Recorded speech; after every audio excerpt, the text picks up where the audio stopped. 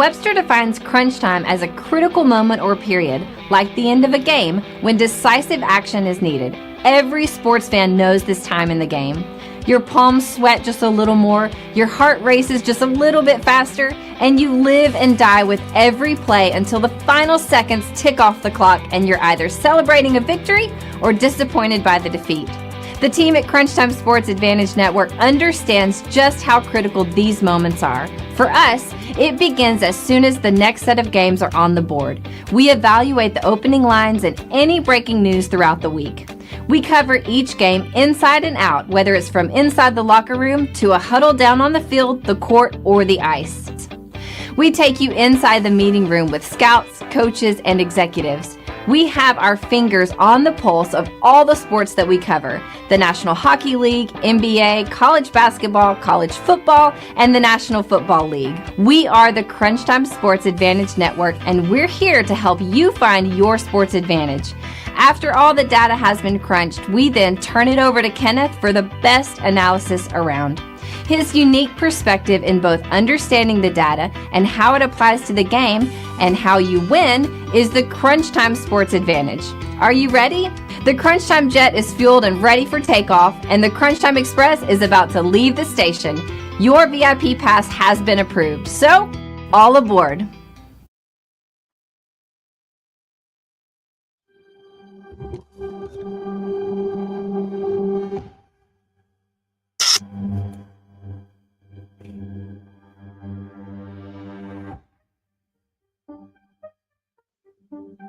Welcome to the 2024 College Football Team Autopsy Report.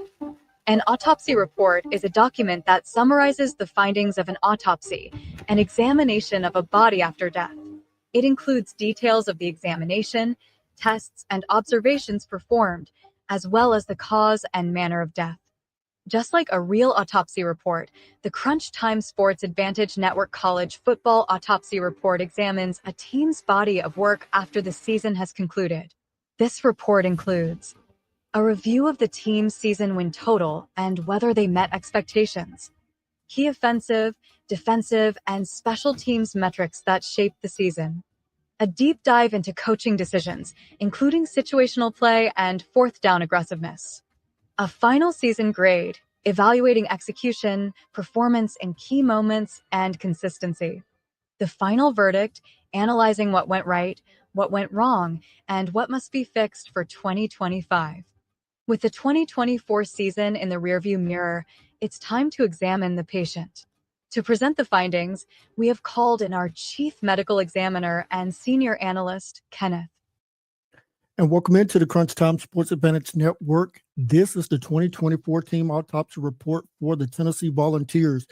It is going to be a little bit of Rocky Top for the next half hour. So thank you for tuning in, whether it's on our YouTube channel, streaming this on our Twitter feed at Crunch Time VIP, or on your favorite podcast platform. Thank you, as always, for joining us. Let's get down to business because we got a lot to cover with this team there in East Tennessee. Let's start with the head coach, Josh Heupel. Heupel spent his first 3 years as a head coach there at Central Florida. 28 wins, 8 losses.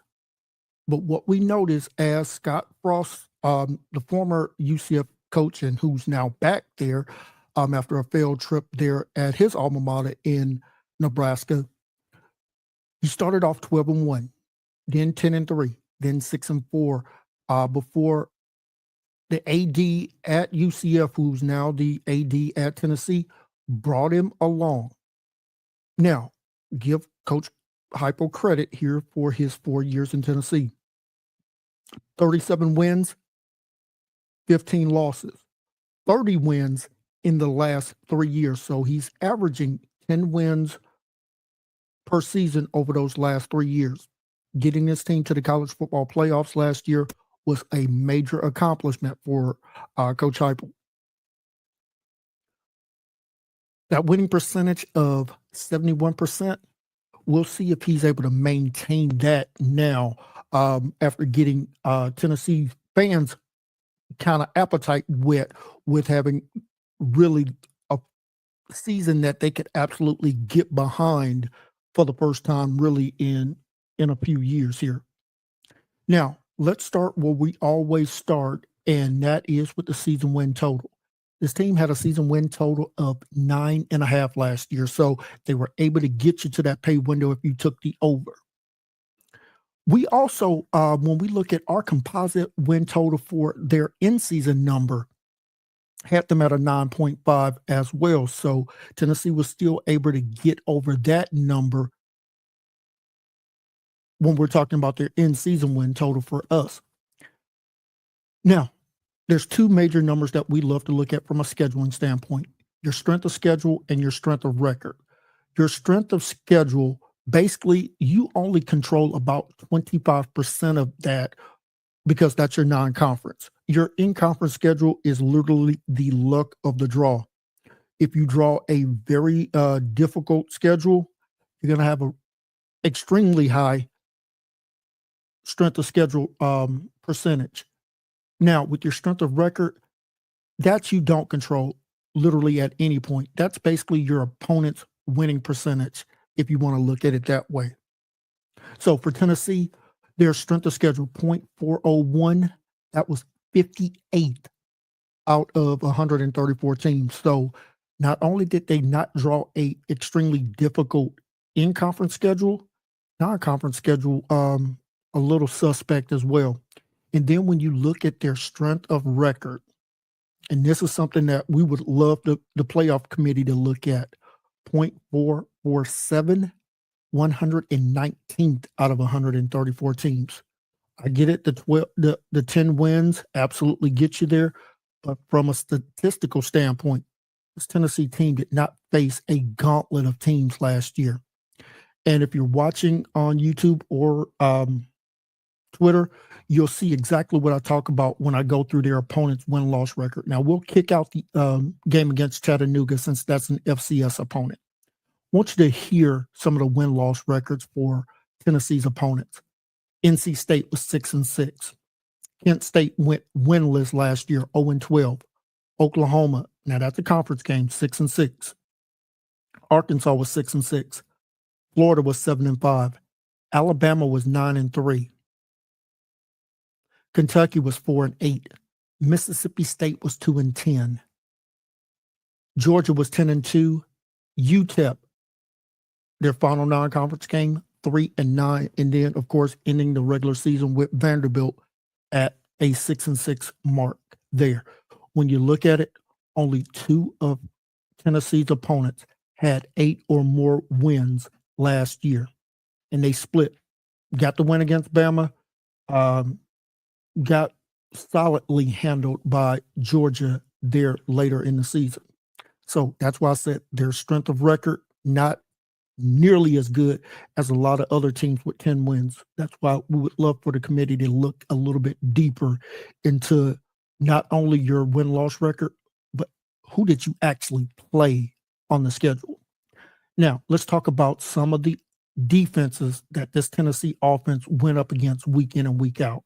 We'll use that baseline number of 68 because that's how many Power 4 teams we had last year. And when we go through Tennessee's opponents, Oklahoma had the 8th best defense last year for us. Arkansas was 44th. Florida was 17th. Alabama was 6th. Kentucky was 13th. Georgia was 5th. And Vanderbilt was 32nd. But, and right, 7 of their opponents were inside of that top 68. Here's why I say the but.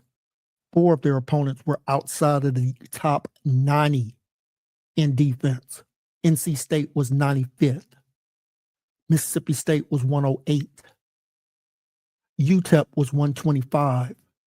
And Kent State was 133 out of 134 on defense last year. The team also had a bunch of layups as far as the defenses that they went up against last year. I think when we look at their offensive metrics, you're going to see a lot of regression in some of these stats that I talk about. Now, let's set the stage for you. I'm going to give you 3 stats for the offense, and then I'm going to just give you the 2 for for defense. I'm going to give you first the NCAA average in that category. I'm going to give you Tennessee's number in that category, and then I'm going to give you what Tennessee's adjusted number is in that category. So, points per game. Average team last year scored about 28 points per game. Tennessee was at 37.3. However, when we adjust that for opponent, goes down to 31.9. Still above the average there, but not as dominant of an offense as the raw accounting stats would say they were. When we look at passing yards per game, the NCAA average was about 227 yards per game. Tennessee was at 231 yards per game. But when we adjust that for opponent, it goes down by almost 24 yards per game. Tennessee was about at 207 yards per game passing when we adjust that for opponent. And then when we look at the run game, 160 yards per game is what the average team had last year. When we look at Tennessee, 232 yards per game. However, when we adjust that for opponent, it's 199 yards per game. Still phenomenal, but like I said, again, just not as dominant as their accounting stats say they were last year. And then when we look at total offense, average team last year was about 387 yards per game. The Vols were at 463 yards per game. When we adjust that out, 407 yards per game, almost a 56 yard per game deficit from what their data would show if you looked at any reference website. So what am I saying? Saying the Tennessee offense was good. It wasn't nearly as elite as the raw data says it was. Now let's dive really deep into the numbers here. Average team finished a drive with either a touchdown or field goal on 40% of their drives. Tennessee was at 44.4 when we adjust that. As far as drives ending with a touchdown, that's when your team is putting up the 7, striking up the band. And the average team last year was at 29%. Look at Tennessee's. When we adjust theirs, it's 33.7%. So still good. It's not as dominant as you would think to believe for a team that was scoring almost 40 points per game. And then third down conversion, average team last year was at 39% conversion on third downs. Tennessee was at 47% on third down. So this team was really good on third downs, which makes sense if you're scoring over 37 points per game. Now, Tennessee, as far as giving up sacks, a little bit worse than the average. Average team last year gave up about 24 sacks for the season. Tennessee gave up 28. So not horrible, but just a little bit below average. Where Tennessee did a really solid job was only committing 15 turnovers in the regular season.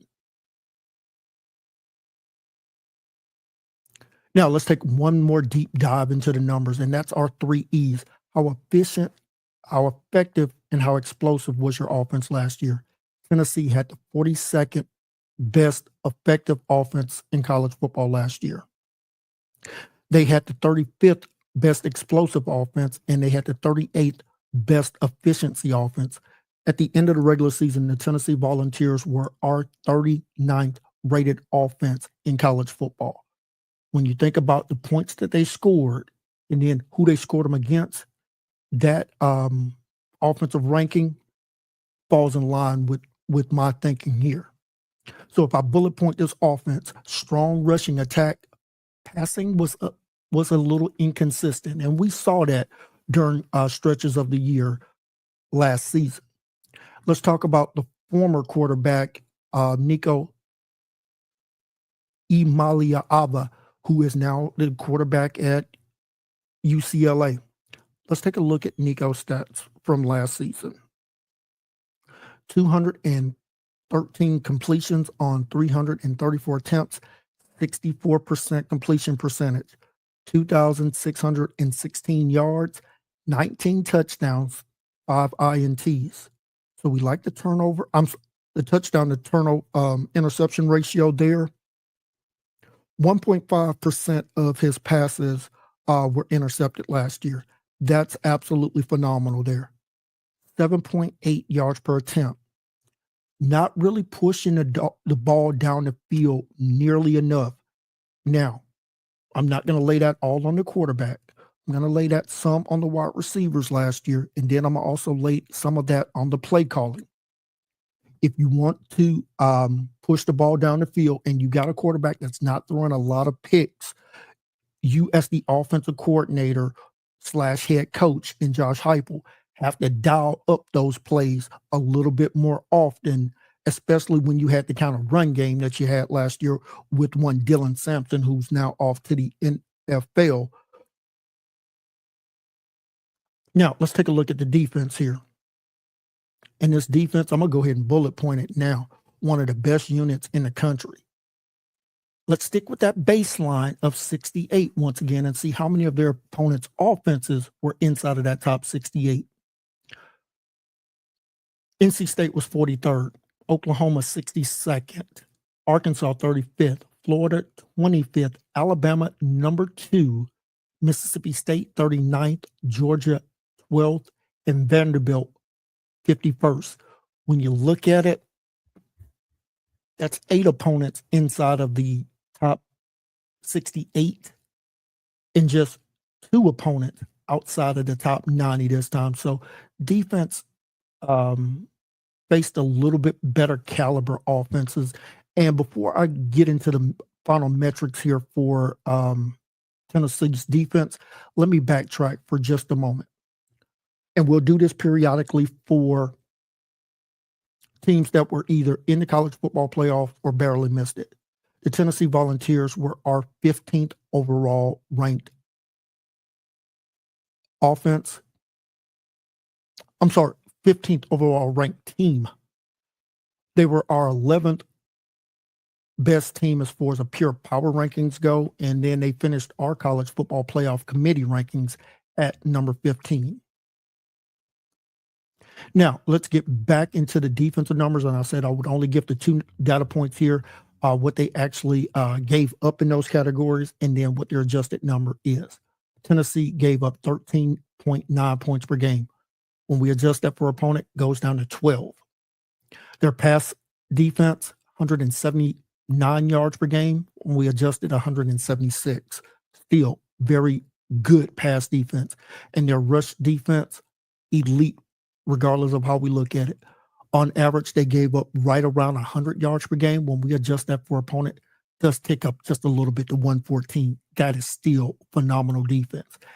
Average total offense per game that Tennessee gave up last year, 278 yards per game. When we adjust that for opponent, it does go up to 291. That's still over 80 yards difference there.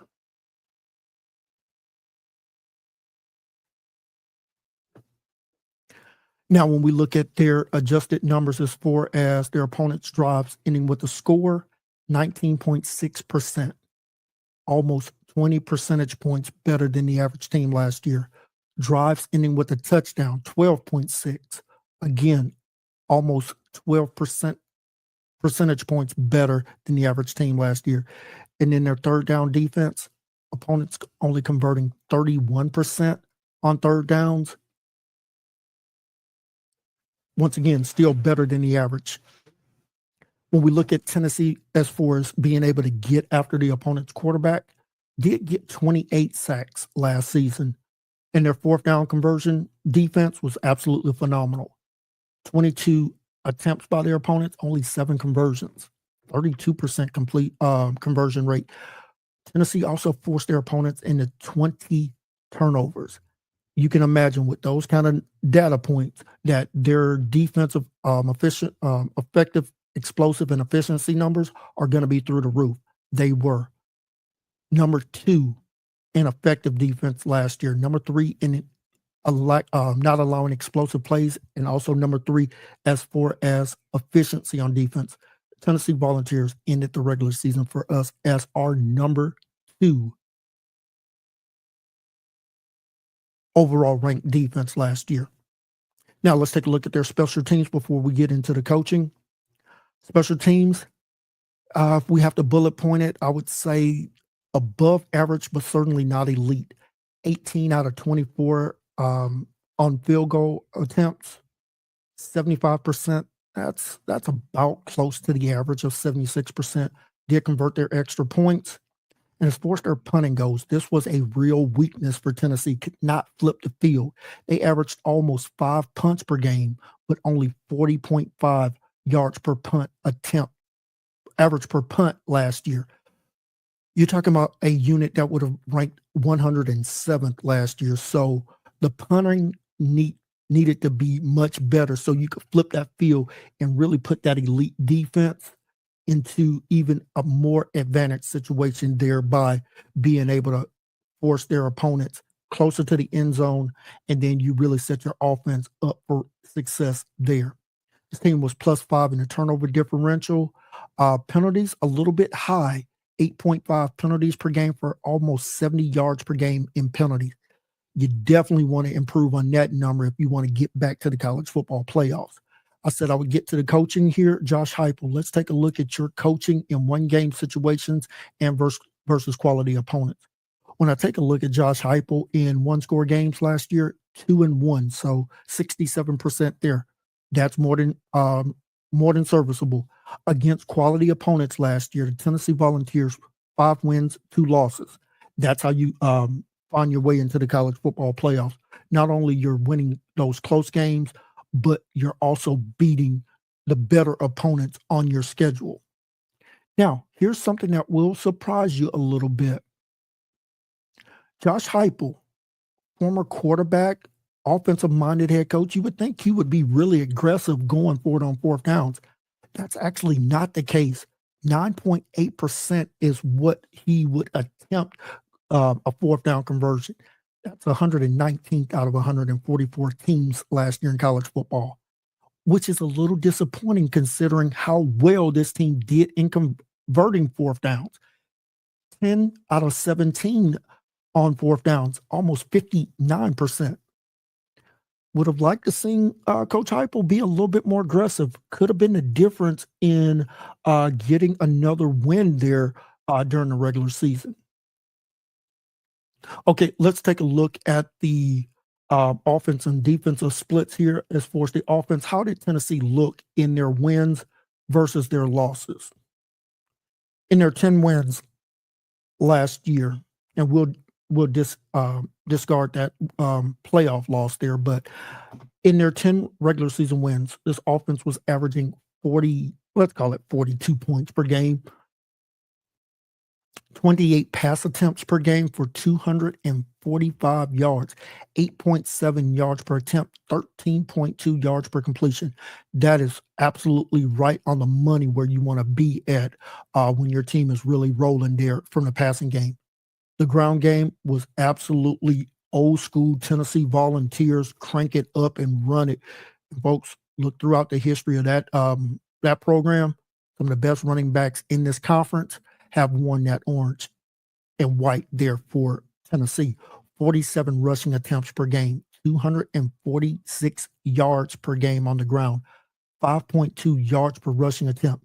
This offense was generating 75 plays per game on offense to the tune of 491 yards of total offense in those victories. 6.5 yards per play. Again, I talked about the penalties. 8 penalties per game, even in their wins. That is not where you want to be at. Averaging almost 5 touchdowns per game, about 1.5 turnovers. There, this team was converting on 3rd down 46% of the time, 73% on 4th downs. Did commit 14 turnovers in those 10 victories. Now, I mentioned that 3rd loss coming in the playoffs. So we're going to say 2 regular season losses there. 16 points per game is what this offense was scoring. 31 passing attempts, so just up 3 passing attempts per game, but the yardage is absolutely butchered. 143 yards per game passing, 4.6 yards per attempt, 8.4 yards per pass completion. Not a lot of big time plays there from your wide receivers making those yards after the catch. The rushing attempts go down 9 full plays per game, only 38 rushing attempts per game. Yardage goes to 157 yards per game in those losses, 4.1 yards per rushing attempt. Now, 69 plays per game, so they were still generating some volume plays.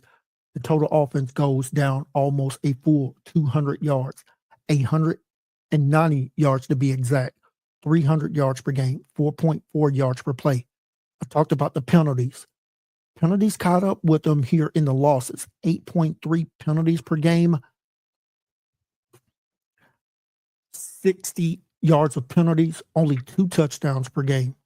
Now, this offense only committed 1 turnover in those losses. You're talking about 50% on third downs, but only 25% on fourth down. Let's take a look at the splits on the defense here.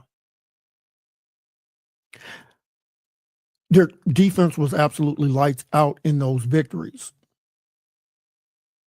You're talking about a defense that was giving up, make sure I'm looking at this correctly here.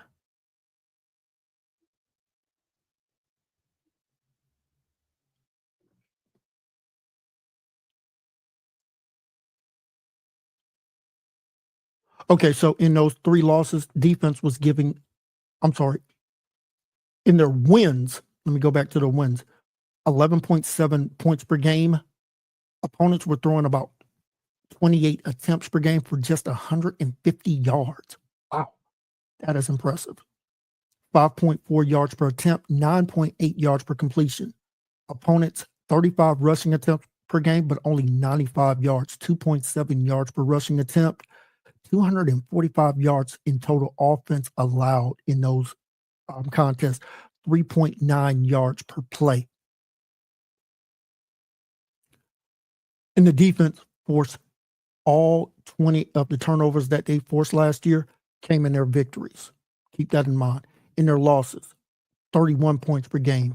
Opponents throwing the ball a little bit more, 5 more attempts per game, but folks, look at the yardage here. 320 yards per game is what they were surrendering.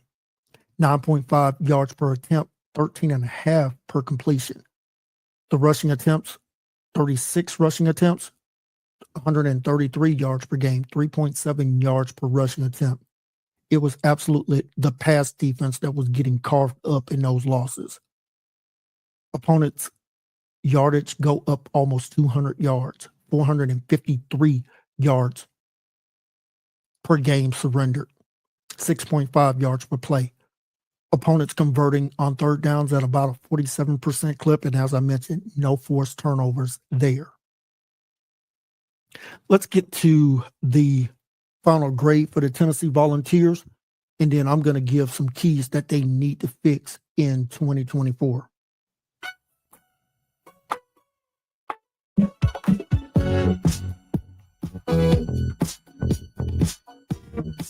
The Tennessee Volunteers will get a A- from us. You make the college football playoffs, that is absolutely going to boost your grade, as well as taking care of business on your schedule. We saw teams that had a chance to make the college football playoffs, but didn't handle their own business and then crying at the altar about being left out. Yes, I'm talking about Alabama, Ole Miss, and South Carolina. The final verdict: the Tennessee Volunteers were an elite defensive team that controlled games with their rushing attack last year. However, the lack of aggressiveness from the coaching standpoint on fourth downs and offensive inefficiencies and loss cost them a chance to probably advance deeper into the college football playoffs. So in our final couple of minutes here, before we put a bow on the Tennessee Volunteers, what are the 3 keys that they absolutely need to fix to make an even deeper run next season? First and foremost, Coach Heupel, it's okay to be a little bit more aggressive on fourth downs if your team is going to convert at that high of a percentage. The difference between being able to convert some of those key fourth downs could be the difference between kicking a field goal or letting your offense continue on and you punching that thing in for 7 and striking up the band. Now, we talked about the change at quarterback. We know the young man that is coming over from App State will be taking over for Nico. Whoever is the quarterback for the Vols next year, improving the passing game from a consistency standpoint will absolutely be paramount for the Volunteers in 2025. And then finally, and I cannot stress this one enough, is you have to reduce the number of penalties that you were able to get away with last year because of the quality of, or lack thereof, quality of opponents that you faced last year.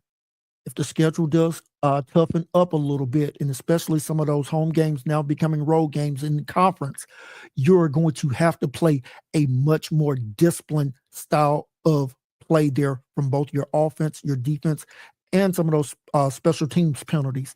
If the Tennessee Vols can improve these areas, they can absolutely compete for a college football playoff berth in 2025.